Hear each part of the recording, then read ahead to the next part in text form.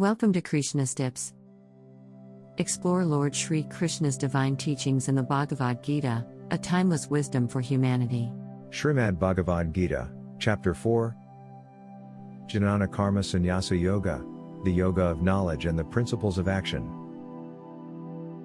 Sri Bhagavan said, I revealed this immortal yoga to Vivasvan, sun god. Vivasvan conveyed it to Manu, his son, and Manu imparted it to his son, Ikshvaku. Thus, transmitted in succession from father to son, Arjuna, this yoga remained known to the Rajarishis, royal sages. Through long lapse of time, this yoga got lost to the world. The same ancient yoga, which is the supreme secret, has this day been imparted to you by me, because you are my devotee and friend.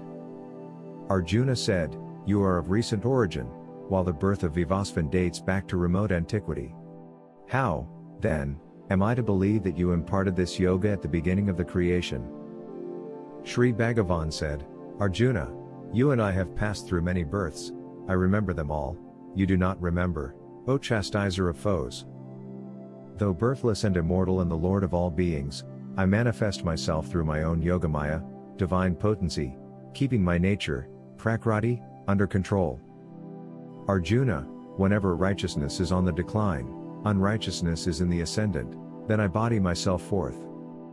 For the protection of the virtuous, for the extirpation of evildoers, and for establishing dharma, righteousness, on a firm footing, I manifest myself from age to age. Arjuna, my birth and activities are divine. He who knows this in reality is not reborn on leaving his body, but comes to me, completely rid of attachment, fear and anger, wholly absorbed in me, depending on me, and purified by the penance of wisdom. Many have become one with me even in the past. Arjuna, howsoever men seek me, even so do I respond to them, for all men follow my path in every way. In this world of human beings, men seeking the fruition of their activities, worship the gods, for success born of actions follows quickly. The four orders of society, viz., the Brahmana, the Kshatriya, the Vaishya and the Shudra, were created by me, classifying them according to the gunas predominant in each and apportioning corresponding duties to them, though the originator of this creation, know me, the immortal Lord, to be a non-doer.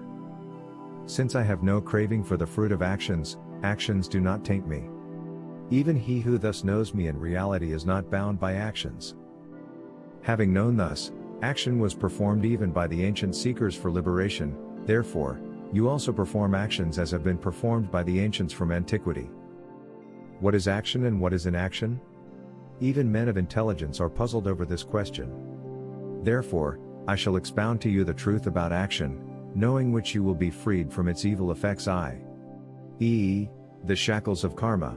The truth about action must be known and the truth of inaction also must be known, even so, the truth about prohibited action, vikarma, must be known. For, mysterious are the ways of action. He who sees an action in action, and action in inaction, is wise among men, he is a yogi, who has performed all actions. Even the wise call him a sage, whose undertakings are all free from desire and sankalpa, thoughts of the world, and whose actions are burned up by the fire of wisdom. He, who, having totally given up attachment to actions and their fruit, no longer depends on anything in the world, and is ever content, does nothing at all, though fully engaged in action. Having subdued his mind and body, and having given up all objects of enjoyment, free from craving, he who performs sheer bodily action, does not incur sin. Those content with whatever is received unsought, are free from jealousy and having transcended all dualities of life. Being equipoised in success and failure, such are not bound by their actions, even while performing all kinds of activities. They are released from the bondage of material attachments and their intellect is established in divine knowledge. Since they perform all actions as a sacrifice to God, they are freed from all karmic reactions. For those who are completely immersed in God consciousness, seeing Brahma everywhere, for whom the oblation is Brahma, the ladle with which it is offered is Brahma, the act of offering is Brahma, and the sacrificial fire is also Brahma. Such persons, who view everything as God, certainly attain Him. Other yogis duly offer sacrifice only in the form of worship to gods, while others perform sacrifice by offering the self by the self itself in the fire of Brahma. Others offer as sacrifice their senses of hearing etc., into the fires of self-discipline.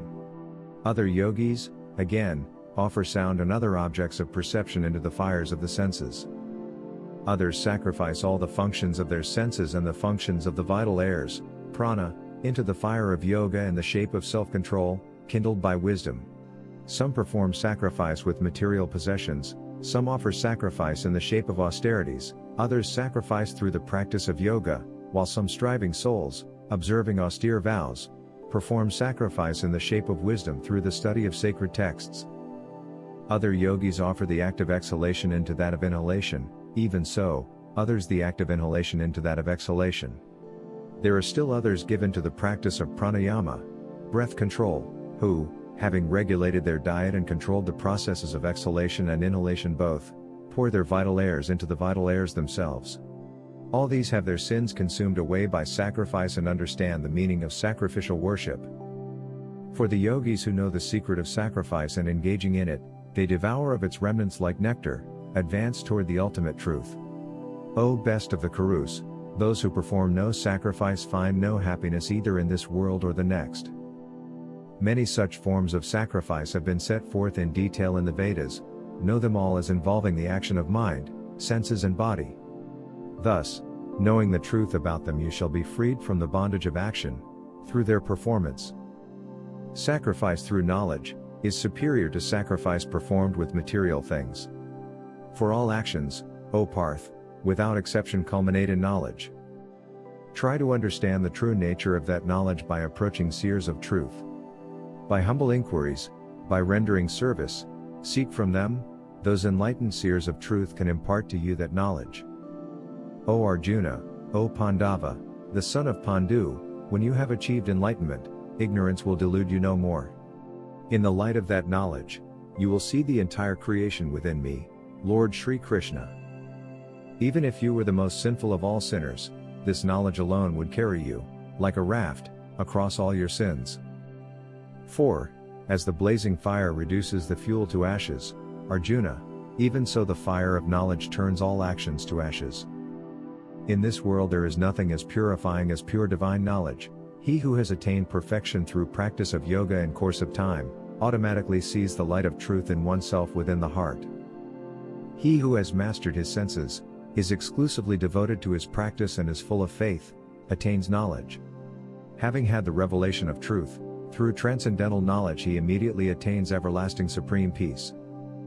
He who is ignorant, and is devoid of faith, and is skeptical, suffers a downfall. For the skeptical soul there is no happiness, neither in this world nor the world beyond.